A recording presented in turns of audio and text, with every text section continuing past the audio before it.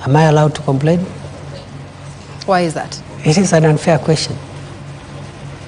Because I have just been entrusted with a very serious and grave national responsibility. What is weighing in my mind now and what is really, really occupying me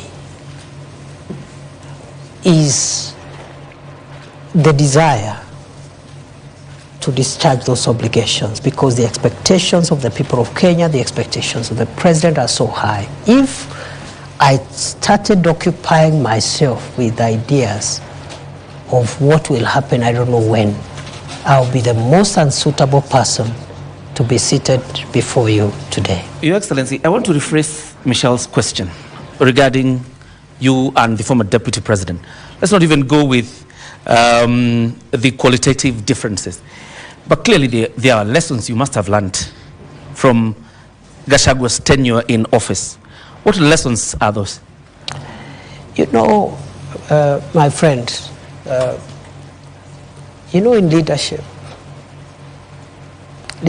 is defined by certain ethos and parameters. And I want to persuade you to allow me not to discuss my brother, the Honorable Rigathi Gachagua, because he's my friend. And you've not heard me bad-mouthing him anywhere before when he was in this office or even after he left office. So please spare me, because it is not right.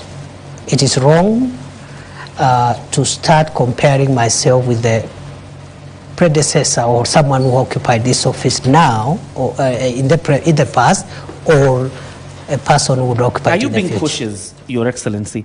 The region you come from is very restive, and it's quite a significant, it has quite a significant position in terms of votes. Are you being cautious now when I ask you the question of lessons you've learned? Are you being cautious not to antagonize the former deputy president? I have no reason to antagonize anybody. For what? Your Excellency, perhaps just to buttress on what John Kiore said, when it comes to lessons learned, many have said that the seat that you occupy now, the deputy presidency, has some sort of curse. They've called it the curse of the deputy presidency. And every individual who's held this seat has had some sort of, falling into political oblivion. Do you believe that you have the magic wand to change this so-called curse of the deputy? I don't believe any seat is cursed. Let's start from there. Secondly, I don't think it is a priority to start thinking whether I will survive in this seat or not. As I have said, what is weighing in my mind, the same way when I became Interior Minister and the North Rift was in that shape, Lamu, Boni was in that shape, and Northern Kenya was that shape. I told myself, including the passport crisis, I said, if I will last here for 1 year, I want to try my best and have these challenges under control. So for me, I cannot start now entertaining myself on what will happen to me, whether I'll succeed here or there. That's not for me to determine. It's beyond me. What is within my reach, what is within my control, is the focus to deliver on the job. As to whether I survive or what happens, that is not within my reach, and I cannot control what I cannot control. DP, we need to move forward to the next topic, but I would like to end this with this question. The mountain which you seem to be avoiding is hostile ground right now, and not just the mountain. The government is struggling with its popularity as the president's principal assistant. How are you working to change that perception of Kenyans? And more so those who are... Did you say that the mountain is restive? Yes.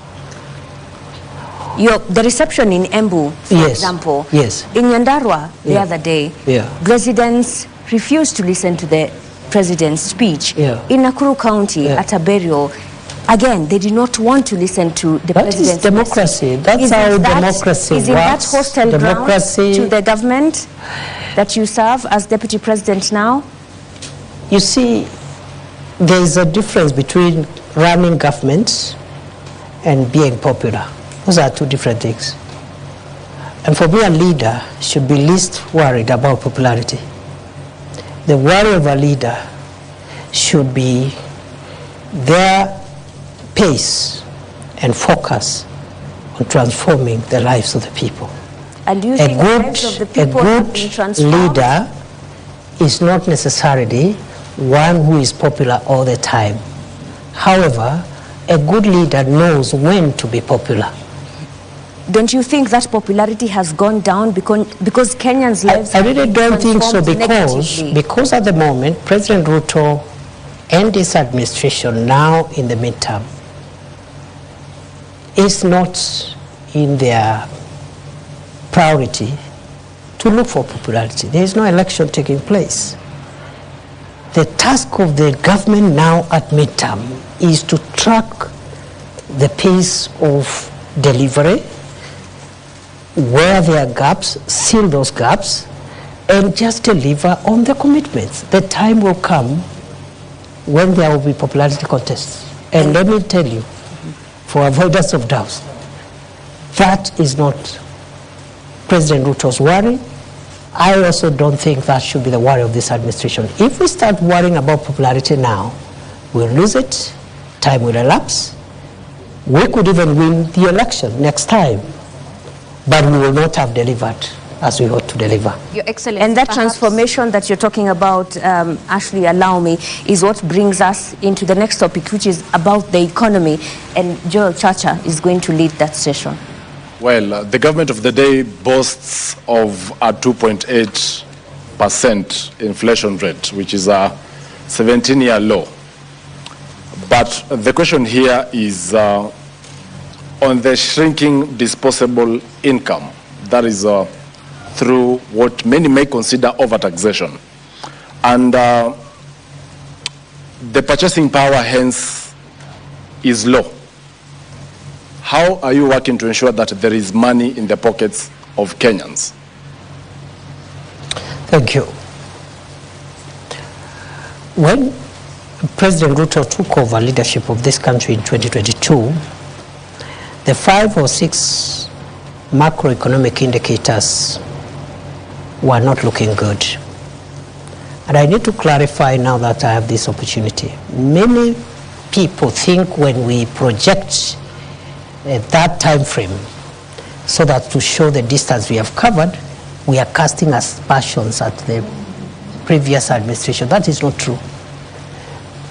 Kenya got to where it was in 2022 because of factors mainly beyond the control of President Uhuru Kenyatta, because the country's economy was shut down for nearly 2 years by COVID-19.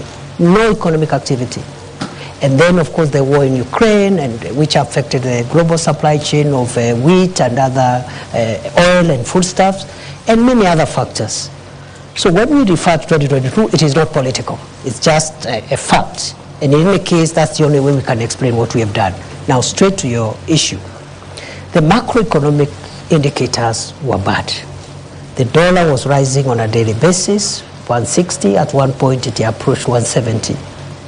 The price of fuel, the same. At one point, it approached 217 per liter for petrol, super.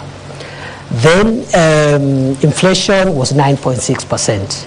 And then if you take the 6 basic food items, starting with unga, the main ones, again, the prices were much higher than they are today.